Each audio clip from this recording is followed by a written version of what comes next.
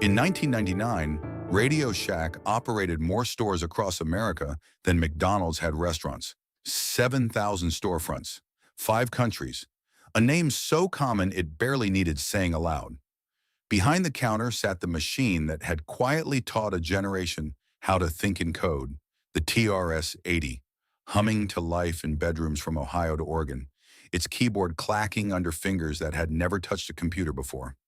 Fathers brought sons in for batteries and left with soldering irons and a shared secret language. By 2015, the doors were closed. Quietly. Almost nobody noticed the last one shutting. How does a company that taught America to love technology fail to survive the very future it helped build? This is the story of the store that got there first and still lost the race. Boston, 1921. The waterfront still smelled of tar and salt, and somewhere above a hardware shop on Brattle Street, two brothers were unpacking crates of vacuum tubes. Theodore and Milton Deutschman had grown up watching this strange new hobby of amateur radio spread through New England like a fever. Men were building their own transmitters in attics and barns, tapping out messages to strangers hundreds of miles away, chasing signals through static for the simple thrill of being heard. The Deutschmans saw something practical in that obsession. Nobody selling to these hobbyists actually understood what they needed. Parts were scattered across a dozen suppliers, mail order was slow and unreliable, and the men running the shops rarely knew a resistor from a relay. So the brothers opened a shop that did things differently. They called it Radio Shack, a nod to the small wooden cabin bolted to a ship's deck where the radio operator worked alone, headphones clamped tight, tuning through the noise of the Atlantic. It was a fitting name for two brothers who understood that their customers weren't ordinary shoppers. They were seekers, people hunting for a very specific coil, a particular condenser, a spare tube for a transmitter that absolutely could not wait until next week. The first store was modest. A narrow front room stacked floor to ceiling with parts bins, the air thick with the smell of solder and machine oil, mail order catalogs piled on every flat surface waiting to be filled and shipped. There was no glamour to it. Bare bulbs hung overhead. The floorboards creaked under the weight of transformers and battery cells.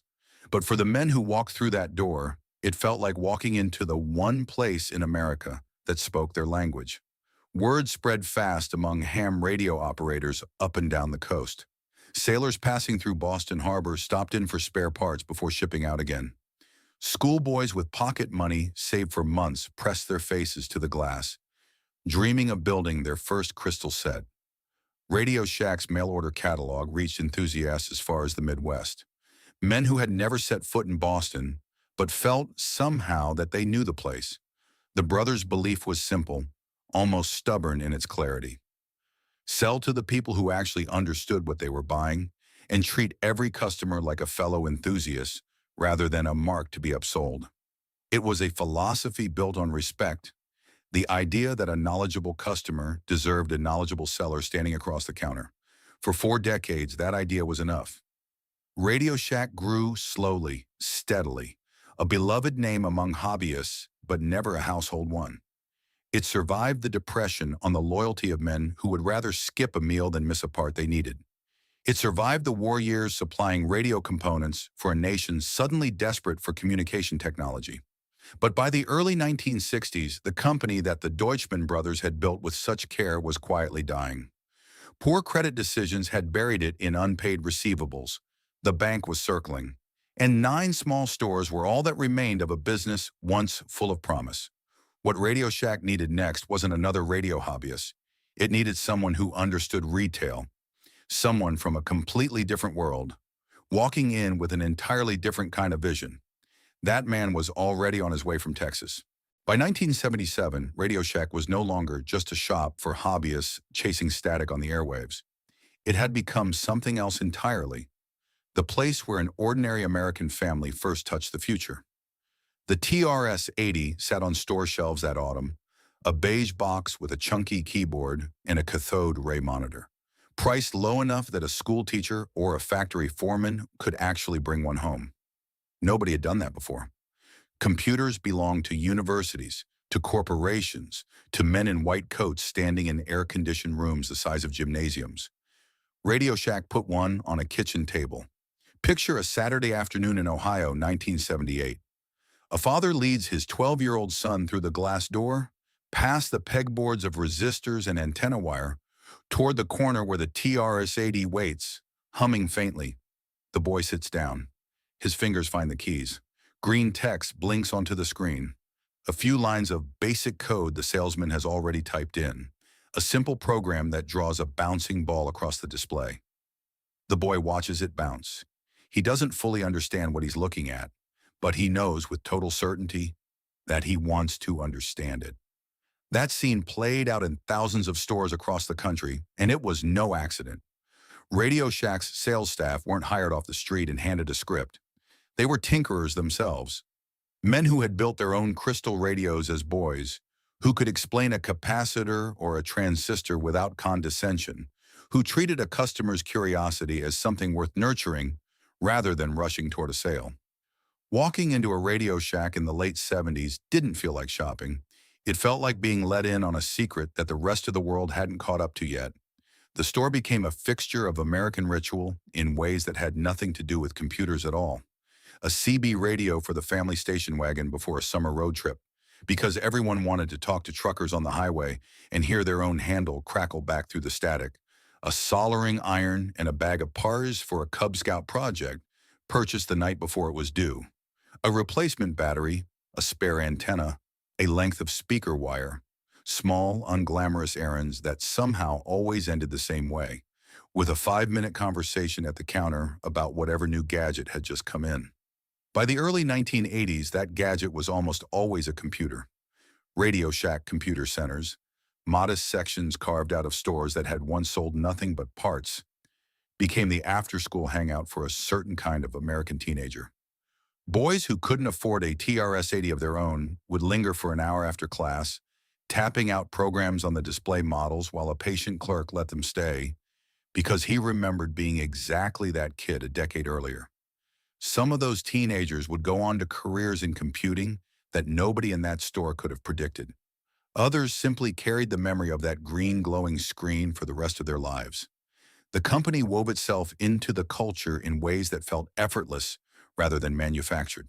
The TRS-80 became the computer that appeared in earnest news segments about the coming computer age, the machine that schools bought in bulk when they decided, almost overnight, that children needed to learn programming. For a brief, remarkable stretch, Radio Shack wasn't playing catch-up to anyone. It was the one showing America what a home computer could be.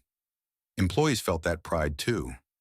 Working the counter at a Radio Shack in 1979 meant being treated, by customers, almost like a local authority on the future itself. Neighbors would stop a clerk at the grocery store to ask whether they should really buy one of those computers or whether it was just a fad. The answer, delivered with the quiet confidence of someone who'd watched 100 bouncing ball programs light up 100 screens, was always the same. This isn't going away. What made it irreplaceable wasn't the technology alone. Plenty of companies would eventually build better machines.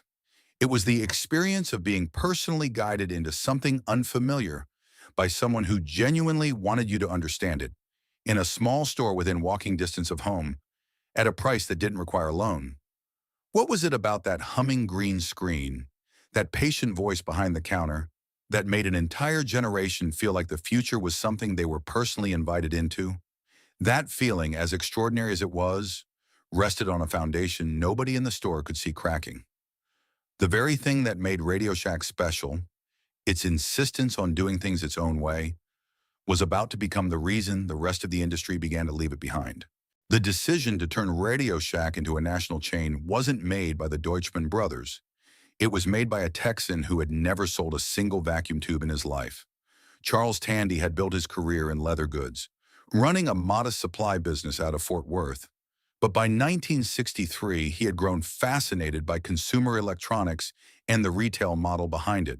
And when Radio Shack came up for sale, 9 stores, close to bankrupt, buried under nearly $800,000 in bad credit, Tandy saw not a failing company but an underused idea. He paid $300,000 for it, a sum so modest that few in the industry even noticed the sale had happened. What Tandy did next reshaped the company from the ground up. He shut down the unprofitable mail-order arm that had defined Radio Shack for 4 decades. He ended the credit sales that had nearly sunk it, and he made a decision that would define the next 30 years of the company's identity. He cut the number of items each store carried from roughly 40,000 down to 2,500, keeping only what he called the 20% that represents 80% of the sales. In place of name-brand merchandise, Tandy pushed private label products manufactured by Radio Shack's own subsidiaries, cheaper to produce, more profitable to sell, and entirely under the company's control. It was an audacious bet, and it paid off almost immediately. From 9 stores in 1963, Radio Shack grew to over 100 within a few years. By 1975, 12 years after the purchase, the company operated more than 2,600 stores. The growth wasn't organic in the traditional sense. Tandy favored small, cheaply rented storefronts, little holes in the wall that could be opened fast and closed just as fast if a location didn't perform. It was retail expansion built for speed, not permanence. That speed created a particular kind of Radio Shack franchisee. Many were young men just out of military service, drawn to a business that required modest capital and rewarded technical know-how. Others were immigrants who had worked electronics counters for someone else and finally had the chance to run their own.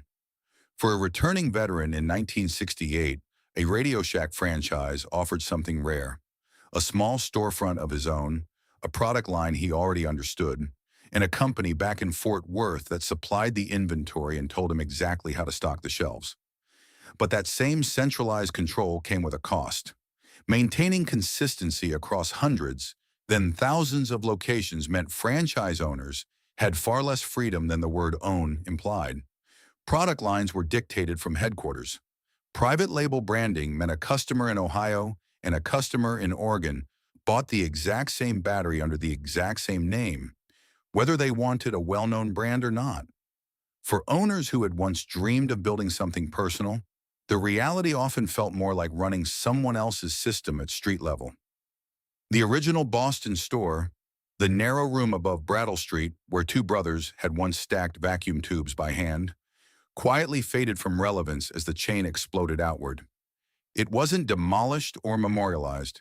It simply became one storefront among thousands, indistinguishable from a location in Tulsa or Sacramento, its founding history invisible to the customers walking in for batteries. For the employees swept up in this expansion, the moment felt like opportunity more than anything else. New stores meant new management positions, new territories, a career path that hadn't existed a decade earlier. Radio Shack was hiring constantly, training constantly, opening storefronts faster than most competitors could track.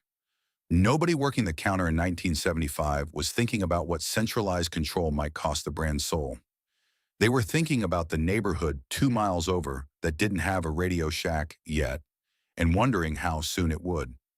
By the mid-1970s, the pace of expansion had turned a 9-store remnant of a bankrupt mail-order business into one of the fastest-growing retail chains in America. The stores were everywhere now. Strip malls, main streets, shopping centers springing up along new interstate exits.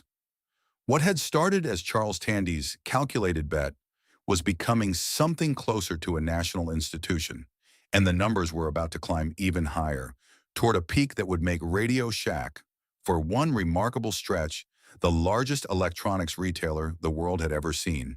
By the turn of the millennium, Radio Shack's footprint had swelled to roughly 7,500 stores across North America, a number so large it meant nearly every American lived within a short drive of one. This was no longer a regional chain with a clever business model. This was infrastructure, as familiar and unremarkable as a petrol station and every bit as essential to daily American life. That scale gave Radio Shack a peculiar kind of cultural weight. It wasn't glamorous the way a flagship department store might be. It didn't have a Christmas catalog that families circled around the dinner table. What it had instead was ubiquity, the quiet, constant presence of a store that was simply always there in every town, ready for whatever small technological need had just arisen. The TRS-80 had opened that door in 1977, but by the 1980s and into the 1990s, the ritual had deepened into something generational. A father who had bought his first computer parts at RadioShack in 1979 now brought his own son in for a Walkman battery, a set of speaker wires, a cordless phone. The counter clerk asking, "Anything else today?" had in some towns become as familiar a voice as the local pharmacists. Grandparents who had never touched a keyboard in their lives still knew exactly which store to walk into when a hearing aid battery died on a Sunday afternoon. Few images captured that peak more vividly than the sight of a Radio Shack computer center in the early 80s. A small, carved-out corner of a store otherwise stacked with resistors and antenna wire, suddenly humming with the future. Local news crews filmed segments there when they wanted to explain the coming computer age to a nervous, curious public. School boards toured the aisles when deciding whether to invest in classroom computers. For a genuine stretch of time, if a journalist needed a shot of ordinary Americans meeting technology for the first time, the backdrop was almost always the same: a Radio Shack storefront, fluorescent lights humming overhead. Employees who worked the floor during those years describe a particular kind of pride that came from being trusted. Customers didn't walk in assuming they'd be sold something they didn't need. They walked in assuming the person behind the counter actually understood the difference between one battery and another, one radio and another, one computer and another. That trust was the company's real product, long before it was a chain of any size. At the height of its power, Radio Shack had simply managed to scale that trust across thousands of storefronts without losing the feeling of a small shop staffed by someone who knew what they were talking about. The geographic reach mattered too, in a way that's easy to underestimate today. A family in rural Nebraska and a family in suburban New Jersey were having remarkably similar experiences on a Saturday afternoon. The same aisles, the same private label batteries, the same low hum of possibility around the electronics counter. In an era before the internet flattened every regional difference into the same website, Radio Shack was one of the few genuinely national experiences an American family shared, regardless of where they lived. What made this moment so remarkable in hindsight is how ordinary it felt at the time. Nobody walking into a Radio Shack in 1999 thought they were witnessing the peak of anything. It simply felt like Tuesday. The stores would always be there. The batteries would always need replacing. The knowledgeable clerk behind the counter would always be a 5-minute drive away. When an entire generation learns to trust the same small counter in the same familiar store for 4 decades running, what exactly do you call the thing that's lost when that trust has nowhere left to go? Nobody could have said it aloud in 1999, but the very foundation that had made Radio Shack so trusted, its insistence on private label control, its refusal to bend toward outside software standards, had already begun working against it more than a decade earlier, in ways that were only just beginning to surface. The first crack in Radio Shack's foundation didn't look like a crack at all. In 1983, it looked like a triumph. That year, Tandy unveiled the Model 2000, a machine 3 times faster than IBM's own personal computer, engineered with genuine technical ambition, the kind of hardware that should have cemented Radio Shack's place at the front of the computer revolution it had helped to start. Executives had every reason to expect it would sell. It didn't. The problem wasn't speed, it was software. The Model 2000 couldn't run half the programs available for IBM-compatible machines because Radio Shack had spent years insisting that its computers use Radio Shack's own operating systems and Radio Shack's own software, sold exclusively through Radio Shack's own stores. It was the same private label philosophy that had built the company's fortune under Charles Tandy. Buy nothing you can't control, sell nothing you don't manufacture yourself. For 20 years, that instinct had been Radio Shack's greatest strength. Now it was becoming its blind spot. As Apple and IBM-compatible systems flooded the market through the early 80s, software developers built almost exclusively for those platforms, simply because that's where the customers were. A machine faster than an IBM meant nothing to a buyer who couldn't run IBM software on it. The number that told the real story wasn't hidden in a boardroom memo. It was sitting in plain sight in trade publications for anyone who cared to look. In 1984, RadioShack's market share in personal computers stood at 19%. Within a matter of years, it had fallen below 9%, less than half of what it had been. A company that had once introduced America to the very idea of a home computer was now watching competitors it had helped create outsell it in its own category. Imagine for a moment a customer walking into a Radio Shack in the spring of 1984. To him, nothing had changed. The shelves were still full. The clerk still knew his products cold. The Saturday ritual of stopping in for batteries or speaker wire continued exactly as it always had. He had no reason to suspect that a few floors up in Fort Worth, executives were quietly absorbing the fact that their flagship computer line was losing the war for relevance. That's the strange cruelty of dramatic irony in a story like this one. The customer in the aisle and the executive in the boardroom were living in two entirely different timelines, and only one of them knew which way the future was bending. The cracks weren't confined to computers either. Radio Shack's rapid, centrally controlled expansion, the very model that had turned 9 stores into thousands, was now generating friction among the franchise owners who staffed that empire. Many of these owners depended heavily on computer sales for a meaningful share of their revenue. And by the late 1980s, a number of them grew uneasy watching Tandy broaden its computer distribution beyond Radio Shack's own storefronts. If the same products could soon be found elsewhere, cheaper, what exactly was a franchise fee still paying for? In August 1988, a small group of dealers took the unusual step of forming the Radio Shack Dealers Association, openly discussing whether legal action against the parent company might be necessary.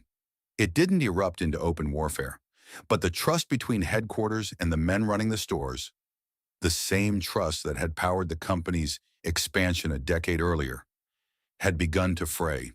Company leadership's response, to their credit, wasn't denial.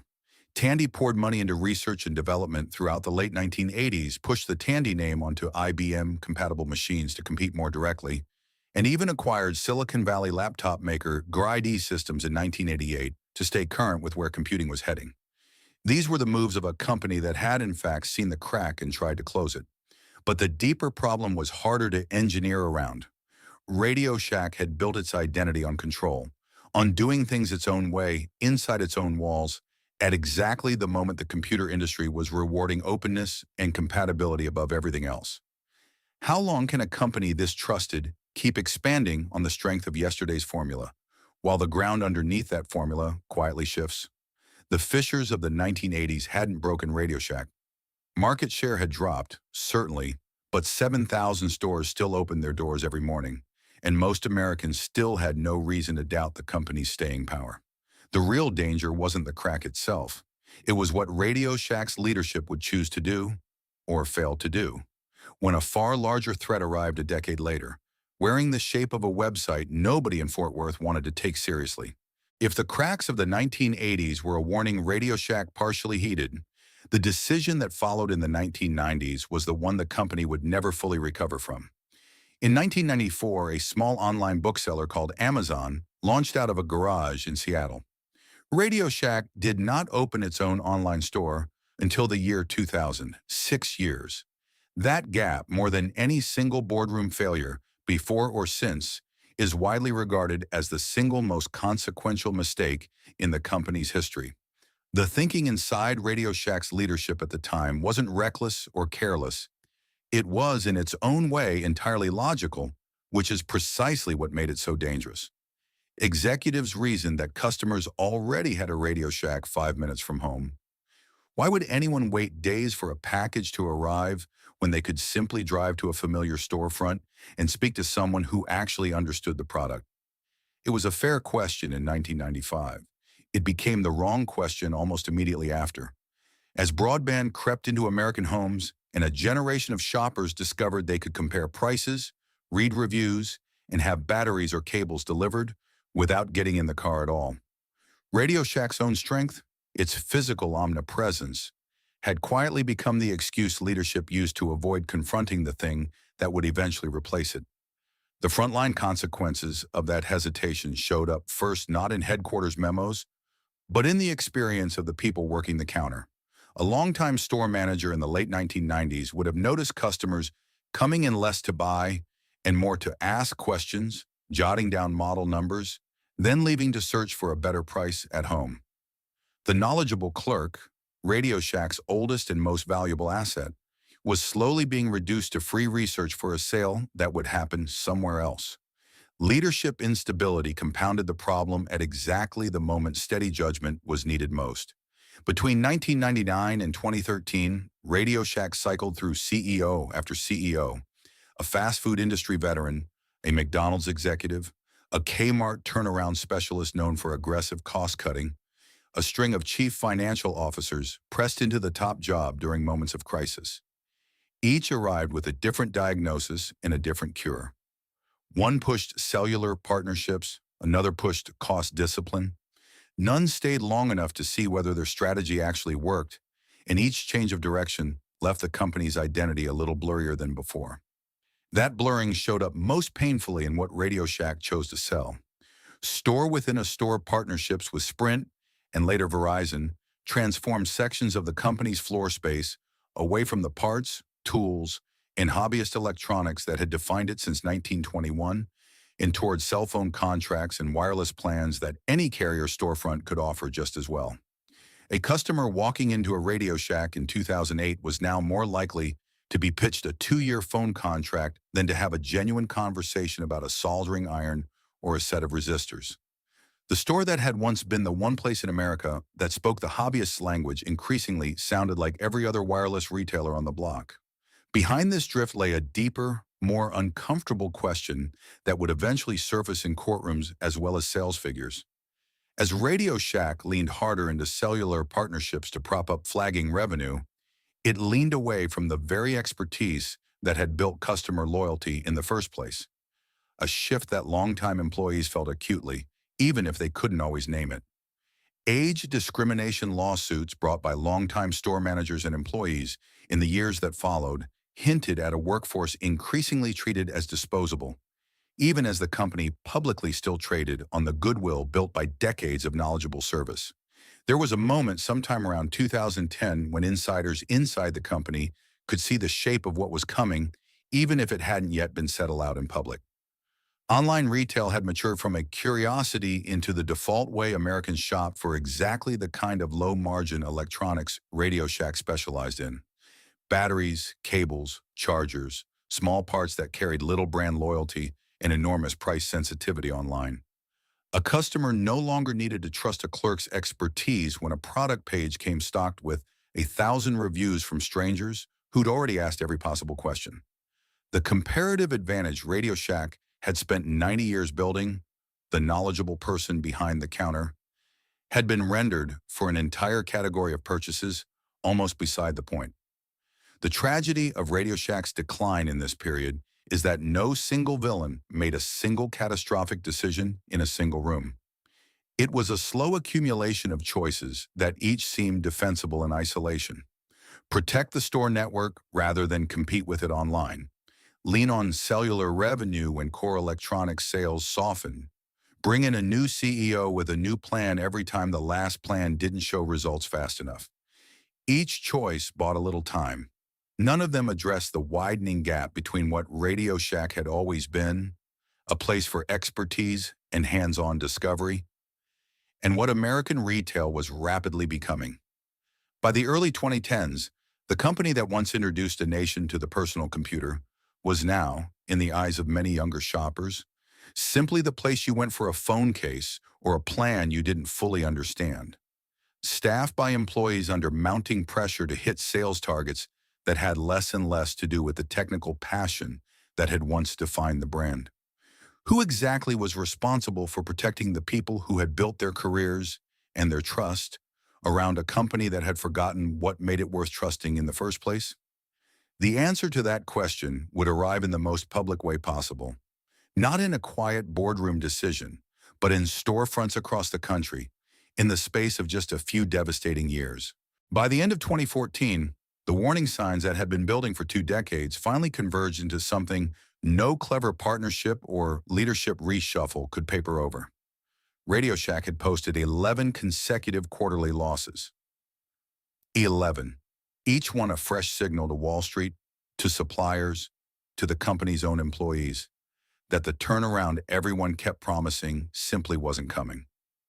The first public sign that the end was near came not from Radio Shack's leadership, but from its balance sheet itself, laid bare for anyone reading the financial press. In February 2015, the New York Stock Exchange delisted the company's stock, a quiet, almost bureaucratic humiliation for a name that had once been synonymous with American retail confidence. Within days, Radio Shack filed for Chapter 11 bankruptcy protection. The filing wasn't a surprise to anyone who had been watching closely, but for the tens of thousands of employees still standing behind counters in towns across the country, the news landed exactly as suddenly as if it hadn't been building for years. Picture a store manager in a mid-sized town, someone who had worked that same Radio Shack counter for the better part of 2 decades. He'd started as a teenager, selling batteries and speaker wire, worked his way up through the wireless partnership years, weathered a half-dozen changes in company strategy handed down from headquarters he'd never see. On the morning the bankruptcy filing became public, he learned the news the same way most of his customers did, from a news alert on his phone, standing in the same aisle where he'd once helped a father buy his son's first cordless phone. There was no dramatic company announcement delivered with dignity. There was a headline, and then a very long, very quiet day at work, waiting to find out which stores on the closure list included his own. Across the country, roughly 100 stores were marked for immediate closure as part of the bankruptcy proceedings, with thousands more affected in the months that followed. For customers, the experience was its own kind of quiet grief.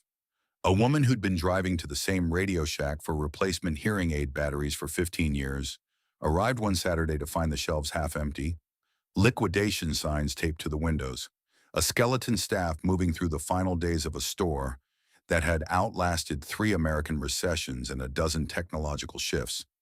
There was no ceremony to it, no local news crew filming a send-off, the way they once had for the TRS-80's arrival decades earlier. Just empty shelves, a locked door, and a strip mall parking lot with one less reason to visit. In May 2015, the company's assets were purchased out of bankruptcy by General Wireless, a subsidiary of the investment firm Standard General, for $26.2 million, a fraction of what a single flagship Radio Shack real estate portfolio might once have been worth at the company's peak. It was an unmistakable signal of how far the brand had fallen. A name that had operated 7,500 stores at its height was now being valued, in its entirety, at less than the cost of a modest office building. The reprieve didn't last. Under General Wireless, Radio Shack limped forward for less than 2 years, propped up in part by a store-within-a-store partnership with Sprint that echoed the very strategy that had hollowed out the brand's identity a decade earlier. In March 2017, General Wireless and its subsidiaries filed for bankruptcy a second time. This time, there was no meaningful attempt to preserve the physical store network at all. The company announced it would shift primarily to an online-only business, effectively conceding 6 years too late the very battle it had refused to fight back in 2000.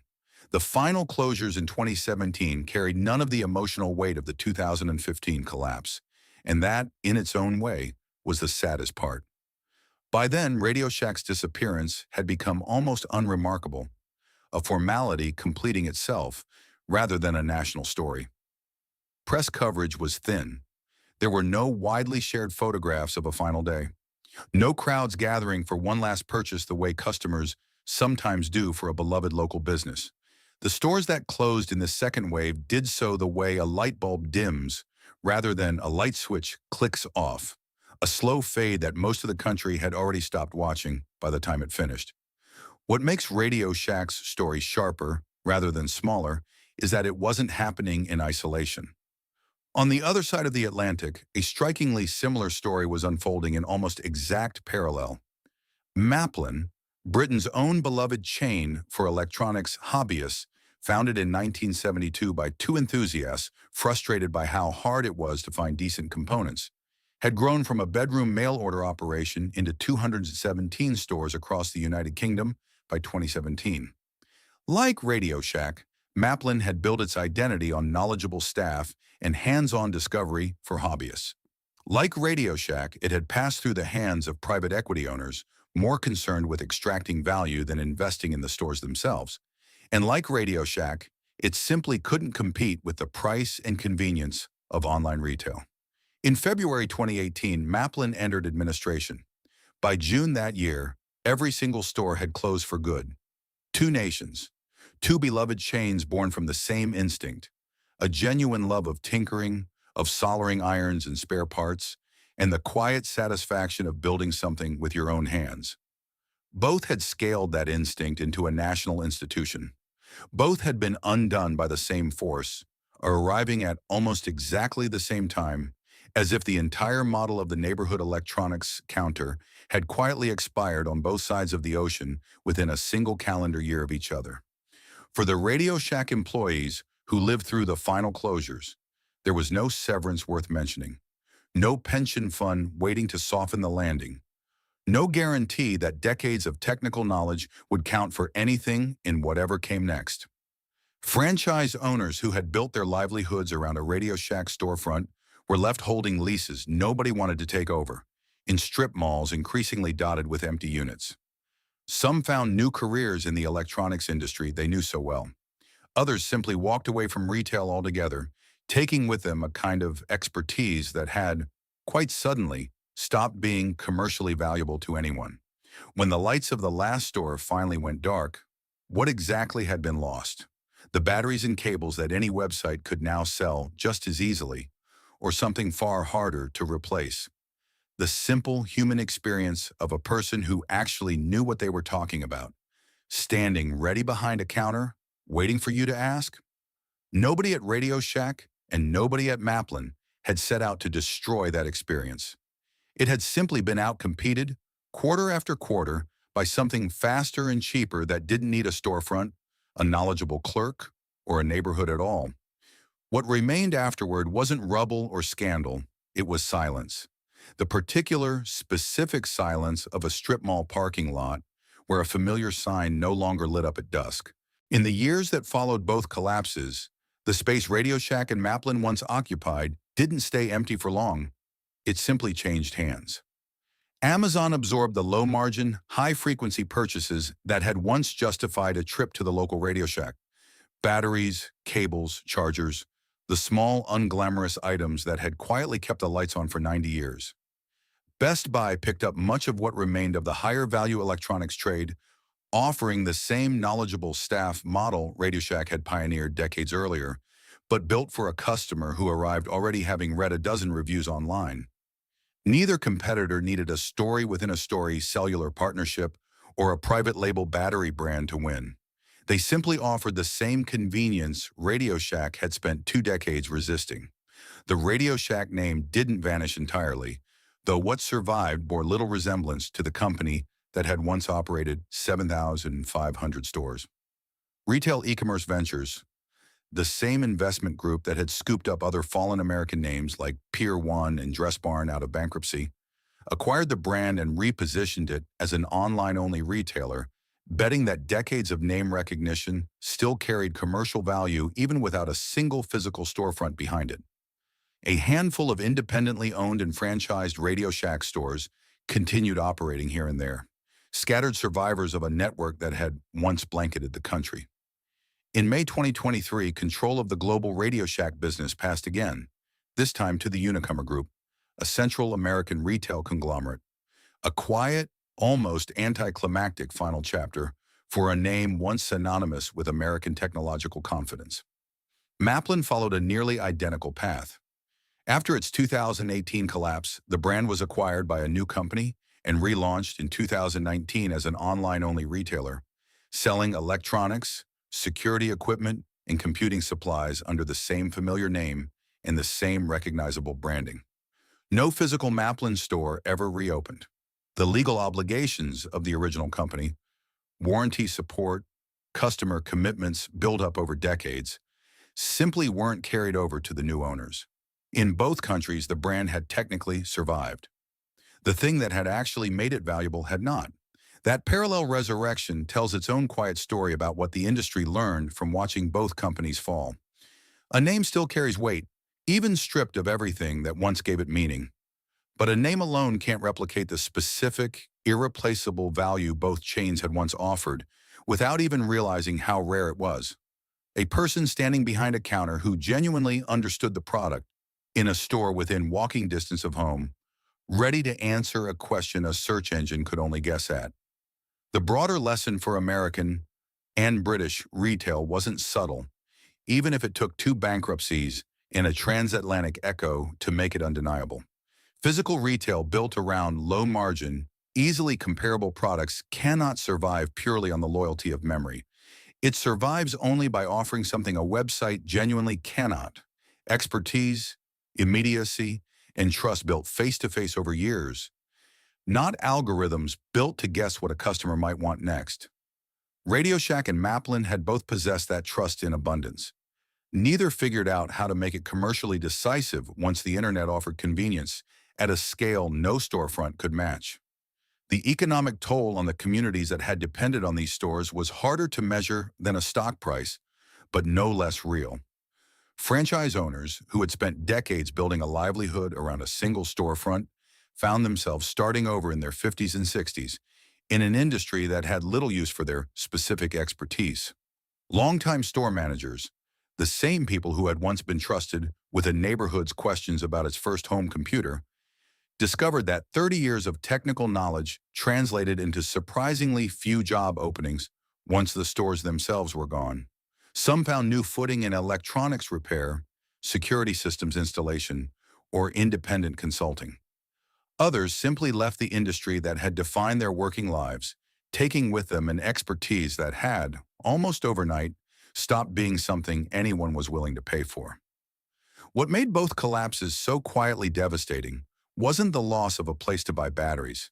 It was the disappearance of something far harder to rebuild, a shared physical space where curiosity about technology had once been welcomed, explained, and encouraged by someone who genuinely cared whether you understood it.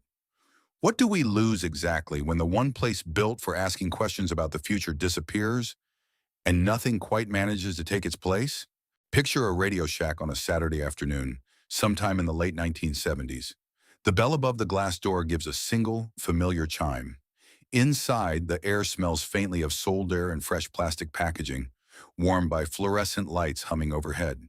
Pegboards stretch along the walls, hung with coils of copper wire, spare antennas, and rows of batteries in every size a household could need.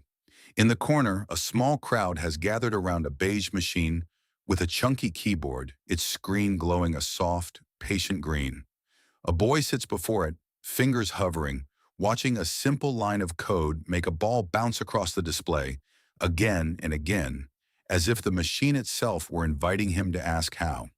Somewhere across the Atlantic, in a similarly modest shop in Essex, another boy is doing much the same thing, flipping through a Maplin catalog thick with circuit diagrams, imagining the radio he might build from a page of parts and instructions.